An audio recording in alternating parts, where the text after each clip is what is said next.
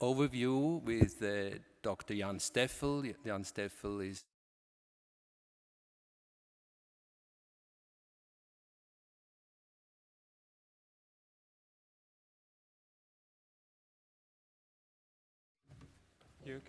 Bea, thank you very much for the nice introduction.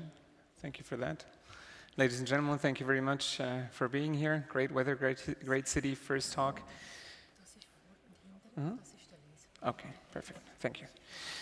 So thank you very much for being here. And indeed, the entire Congress is under the heading of Heart and Brain, and this is why I think this session, being the opening session, I think is a very important one. And although the clinical trials results, which was given to me as the topic, is something that you're all acquainted with, that you all know, I think it is important to review that in order to have everybody on the same page. We will continue during the same session and also during other sessions over the days, today and tomorrow, going more into depth, going more into practical aspects, and also going more into complications, differentiation between the agents. So this is really just meant as an overview that we're all sort of on the same page with respect to the data.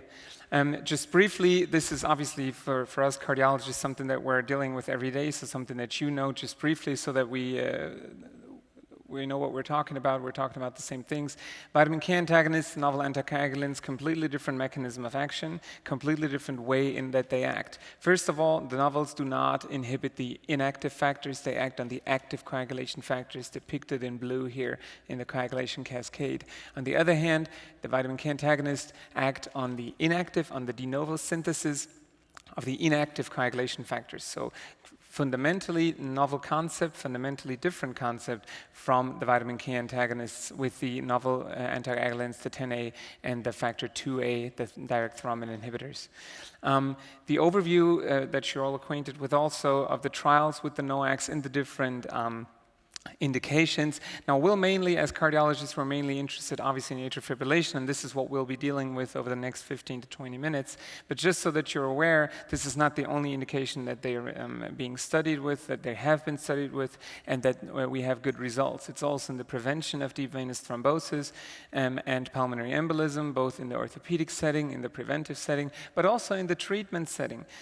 Treatment for deep vein thrombosis, there's very good data out there that show that they're at least non-inferior, if not in certain aspects even superior to the standard treatment with vitamin K antagonists. And there's also some data, at least with rivaroxaban, in the secondary prevention after acute coronary syndromes. So these are huge study programs, and we'll focus mainly on the atrial fibrillation trials. And now this slide, you've all seen a million times, and I don't have to go through it in detail. However, I chose to show it nonetheless, first of all, because it's part of the trials that I was supposed to show. Secondly, because it gives you also sort of a time frame update. This has now been almost 4 years since this has been presented at the ESC in Barcelona in 2009. And just prior to that, I think almost everybody in the community, had you asked, what will the NOACs give us with respect to vitamin K antagonists, everybody probably would have said, they're probably going to be, a little better in terms of bleeding, certainly better in terms of handling, but they're not going to beat warfarin in terms of efficacy. It's just extremely tough to beat warfarin in terms of efficacy. And this is just what happened. And I think this was a major surprise to, I would say, almost all of us, that in the higher dose of dabigatran, depicted in blue, green-blue here, you have not only non-inferiority towards warfarin, but in fact superiority with respect to the main efficacy endpoint, that is stroke and systemic embolism.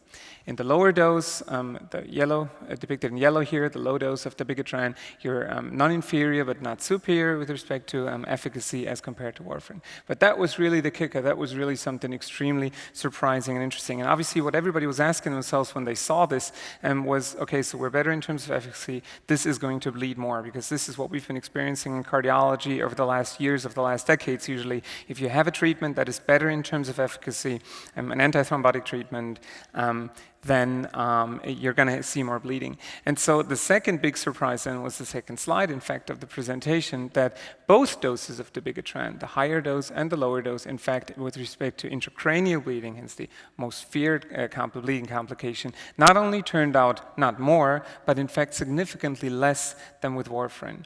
I'm just showing this. I'm fully aware that you all know these data. I'm just showing you this because it gives you an idea of where we came from and what we had expected and what in fact turned out. Now, obviously, at this point in time, time, we didn't know that this was the pattern that we were to observe with practically all the others that were to come. But that was in fact something extremely astonishing at that point in time.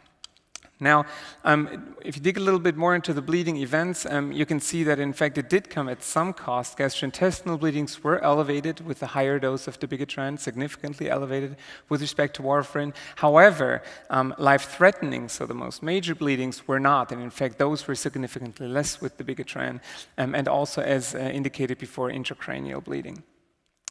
Now, ROCKET-AF came out a year later than that, and I'm showing you here the AS-treated analysis. As you know, there has been some debate with respect to AS-treated and intention to treat.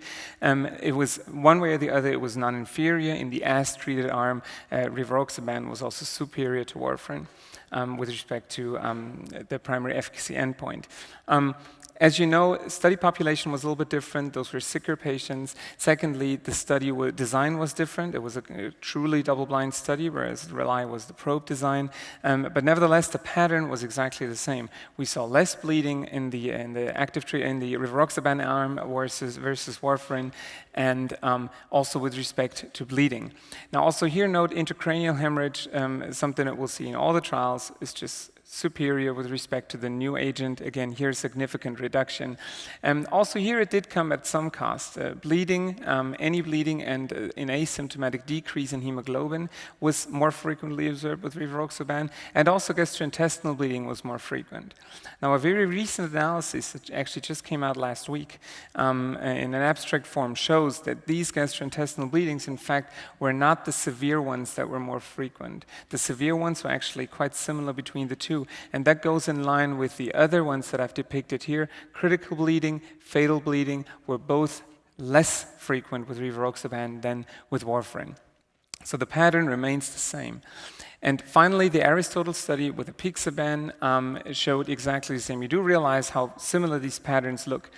Efficacy endpoint, stroke systemic embolism, statistically significant reduction, superior to warfarin with respect to stroke and systemic embolism, and also the same for major bleeding.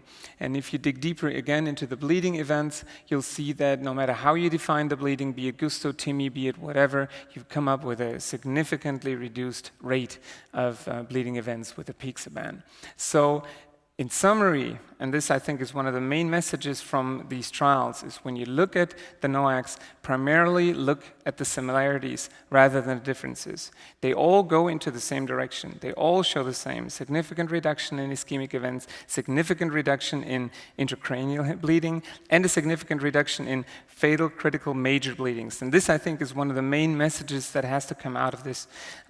With that being said, obviously there are differences within the substances, and this is what we'll dig into later on in this session, also in the other sessions that are to come. But I think the main message is the principle in and of itself works. You have 3 large trials, mega trials, with 3 substances out of 2 substance classes, factor Xa inhibitors, direct thrombin inhibitors, and they all go into the same direction. And this is reflected in the new guidelines, and we'll have a satellite symposium where we'll talk about, tomorrow, where we'll talk about more about the guidelines and the ESC guidelines with respect to atrial fibrillation and anticoagulation, but it is reflected in the guidelines. Whenever you're talking about an indication for oral anticoagulation, they stand on the same step: vitamin K antagonists or direct thrombin inhibitor, dabigatran, or oral factor Xa inhibitor, rivaroxaban or apixaban. They're all in the same category, be it a CHA2DS2-VASc over 2 or larger, or a CHA2DS2-VASc of 1 with a smaller degree of level of evidence. But nevertheless, when oral anticoagulation is mentioned in the guidelines, there's no separation between the two, the old ones and the new ones. It's all the same.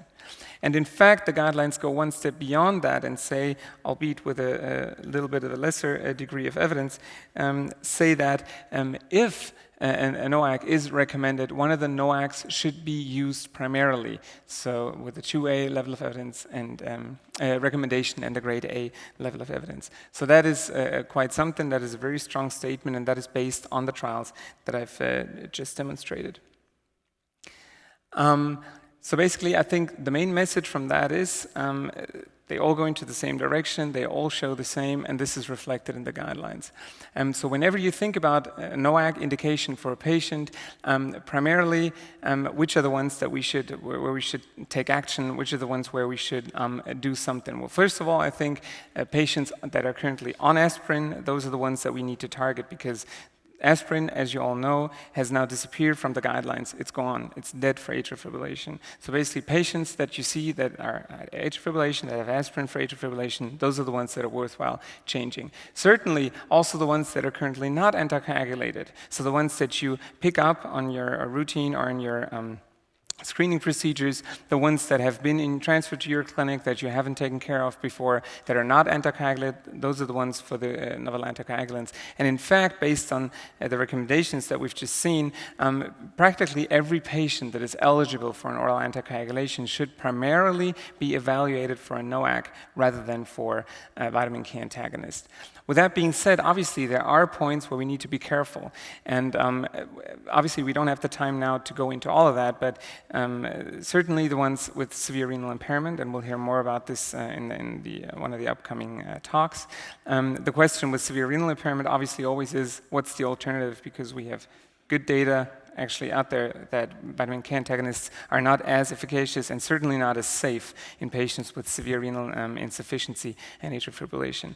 What do we do after acute coronary syndromes or in the context of triple anticoagulation, the ones where we have aspirin and clopidogrel on board? There's actually very little data for the NOACs out there. There's some data with the dabigatran, but certainly not enough to give a strong recommendation. And with the others, there's practically no data out there.